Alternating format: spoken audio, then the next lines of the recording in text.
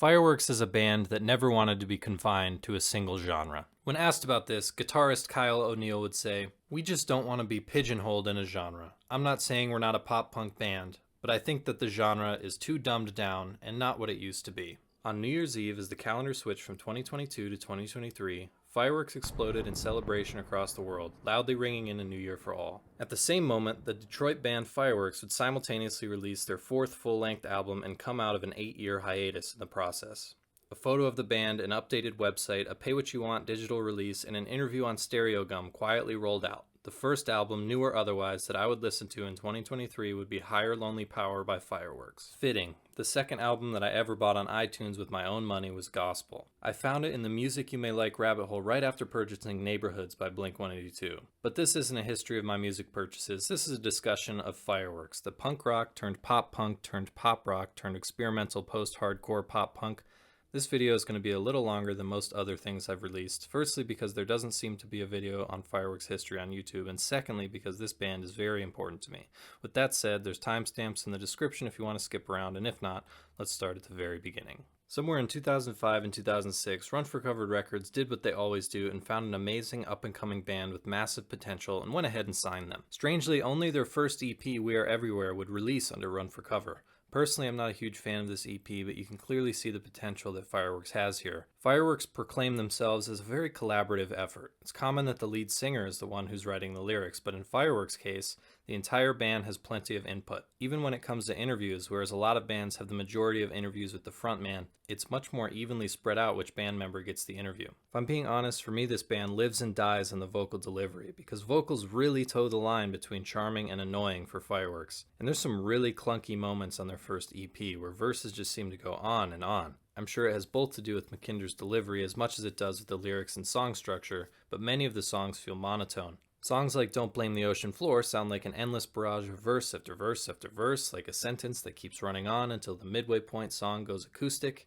At nearly 7 minutes long, that closing song is a strange choice, and in my opinion a weak way to end an otherwise solid EP. And they would take the awkward flow that was on this release and do a much better iteration of it on their next release. There was enough good stuff on their debut EP for them to get new fans and attract new players for their upcoming full-length. And after a few years of touring with bands like The Dwellers, This Time Next Year, and Set Your Goals, they would sign to Triple Crown Records and finally release a full-length called All I Have to Offer Is My Own Confusion. They would hit the studio with producer Chad Gilbert, member of Newfound Glory, who would also produce A Day to Remember's album Homesick, which was likely recorded around the same time as All I Have to Offer Is My Own Confusion. Homesick is Chad's second production credit, and All I Have to Offer is Chad's third. The band says that Chad was great, but would mention how different it was working with a more experienced producer on their follow-up album Gospel. More on that later. The band says that they cranked out this album in only 13 days, including pre-production, to which they gave producer Chad a lot of credit.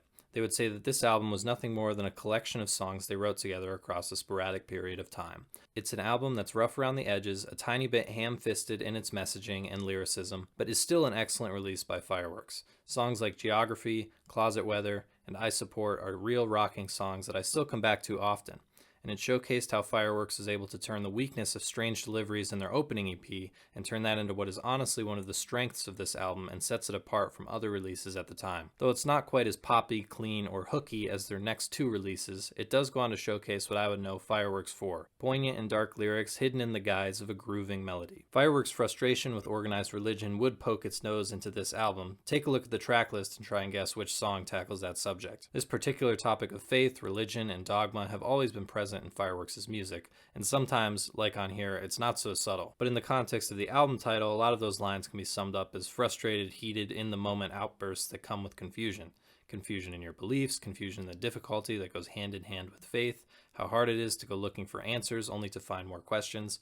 Some people feel this confusion and, like Fireworks, lose their faith. Others will double down or find comfort in that faith and belief. Maybe I'm just making excuses for what I think could justifiably be viewed as a pretty sloppy lyric, because a lot of Fireworks' most religiously charged songs don't exactly have that kind of subtlety. But this album isn't just God bad the entire time, and me picking out a single line from a sea of lyrics in this album is a bit unfair. There's a lot to chew on about growing up and losing friends and struggling relationships and loving your friends.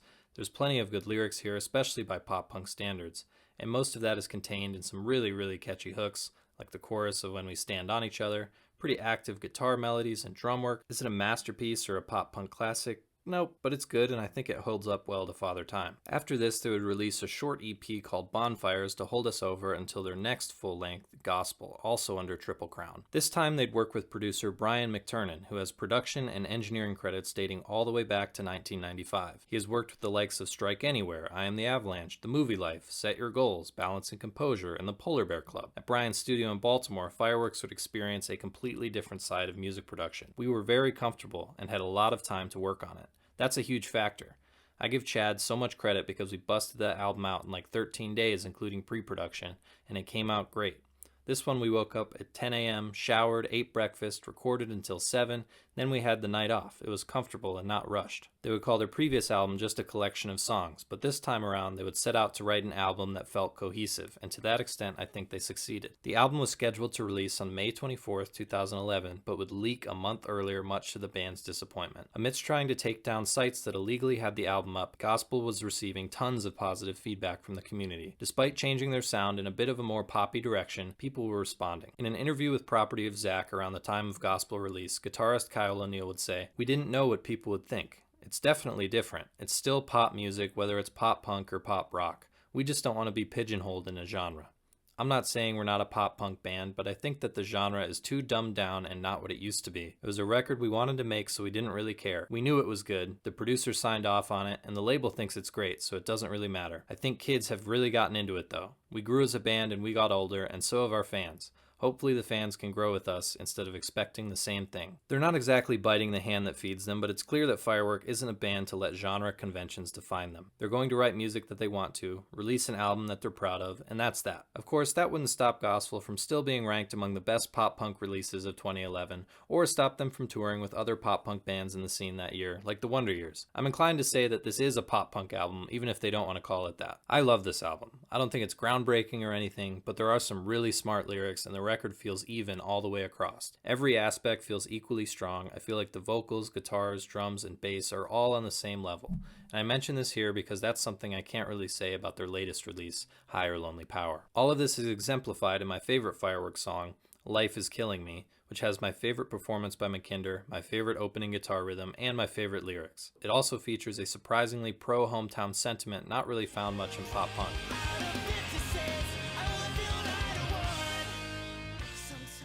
As someone who romanticizes where I live, this hits home for me. From the opening seconds of this album on the song Arrows, it sets up Fireworks' new sound compared to all I have to offer as my own confusion. Softer, poppier, a little more thoughtful, lyrics that toe the line between smart and corny, like "This war was more civil than I realized I had to secede from both sides." Songs like I Was Born in the Dark could fit right into their previous album, but I don't think a single song on here would feel right on their next album, O Common Life. They would say, "Our next record will probably sound nothing like Gospel.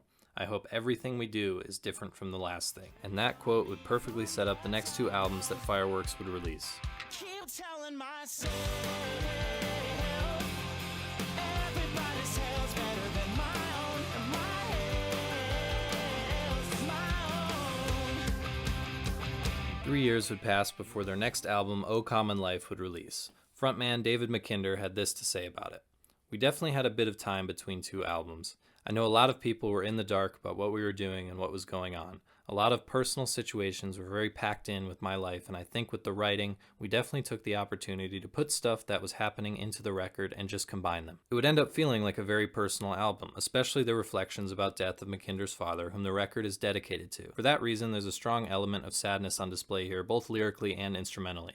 They teamed up once again with producer of Gospel, Brian McTernan. So you combine the same producer and the same general sound, but make it just a tad more melancholy, and that's a recipe for everyone saying that this sounds like Fireworks matured. And I would agree. There aren't nearly as many sing-along choruses, plenty of songs have restraint and feel atmospheric. It's a very natural step up from Gospel conceptually, and it is willing to try more new things for the band. And I was all here for it. This is my favorite record by Fireworks. There's an obsession with death on here that feels very genuine, and it's flavored in a mostly upbeat way, largely thanks to McKinder's vocals, which I think are the strongest on this record. Fireworks have always been confused at whether growing up is great or growing up sucks, often finding acceptance in the quirks that come with it, all described with metaphors that are usually thought-provoking but aren't afraid to get a little grotesque, specific, and personal. Lines like, "I use metaphors to write about what I really should just say aloud," are then immediately followed up with, wish I could piss on a stick to see what's really going on inside of me. Equal parts thought-provoking and silly. There are also religious undertones here that I think are delivered quite gracefully. Feelings of religious frustration are just moments in a song rather than the entire experience. This album was received very well, and I think it's aged gracefully. I think as a young person you'll gravitate towards gospel, but then grow to love O Common Life just a little more. Maybe that's just me. After the release of this album, it was no secret that Fireworks needed a break. They were seated at an unenviable place for a band to be, not new enough that they're just excited to be out playing shows, and not big enough that they're making any real money from their efforts, and as a six-piece band, the band's cut is even then split 6 ways. Hints of the band's hiatus would come to life shortly after O Common Life was released. Fireworks would say, "I think the roots of a band when it first starts, their best work is within the first 4 or 5 years of the band. I think that all the writing comes from a very natural spot and place. When you start getting into the machine of the industry and touring, you'll have people telling you, you should do this tour and this tour, and you start doing all these tours, but then you start to lose sight of what your band is and your identity.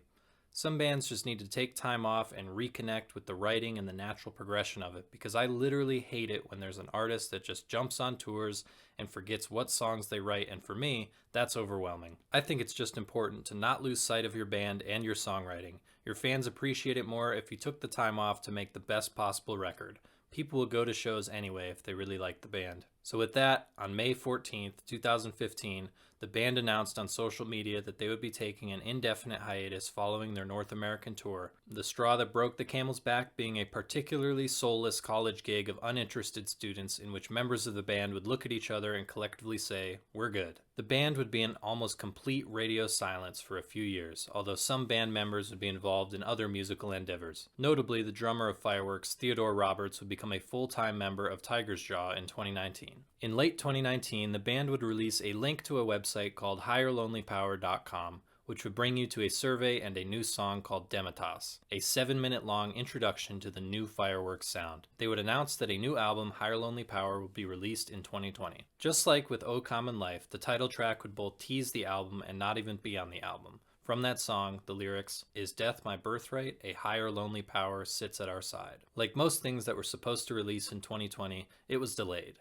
Fans were pretty much in the dark about the status of the project the entire time, although you could find information on it if you really went looking for it. The mystery surrounding the album would build and build, with Reddit posts asking once in a while where the hell the new Fireworks album was, before the band would announce on social media in late 2022 that the entirety of the album would release the next day. And so a pay-what-you-want digital copy of the album would be available for purchase on New Year's Day 2023, as well as go on all streaming services that day.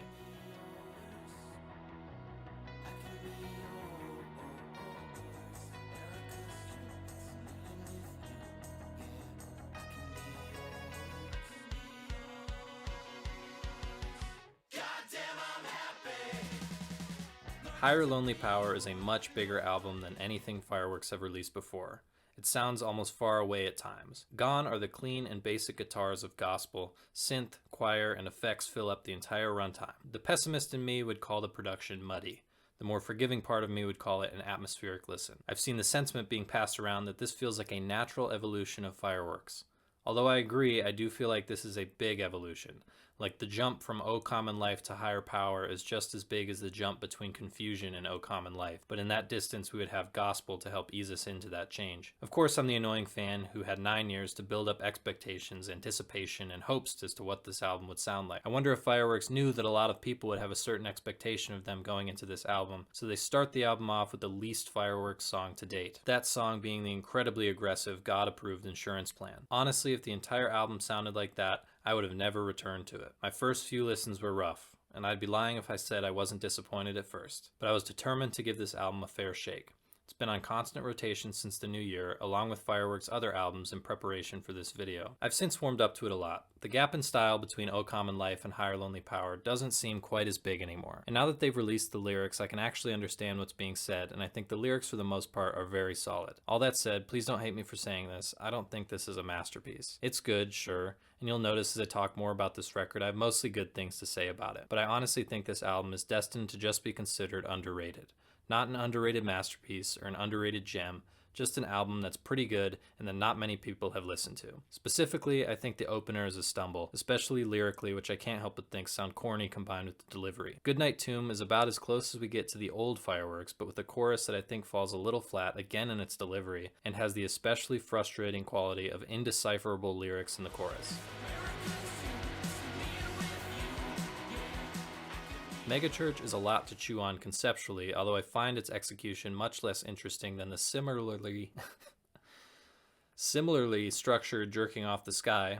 In my eyes, the guitar takes the lead here, with Mackinder's vocals mostly fading into the droning background noise. I really like this song, although it does have a lyric and a title that make me scratch my head. It's followed by my second favorite song on the record, Machines Kept You Alive, which I think is the best representation of the new Fireworks sound. It's also mercifully short, unlike a few other songs in the similar vein that are just a little too long. It's also the start of my favorite leg on the album. Blood in the Milk has the catchiest hook, despite what I think is a really grating delivery from Mackinder.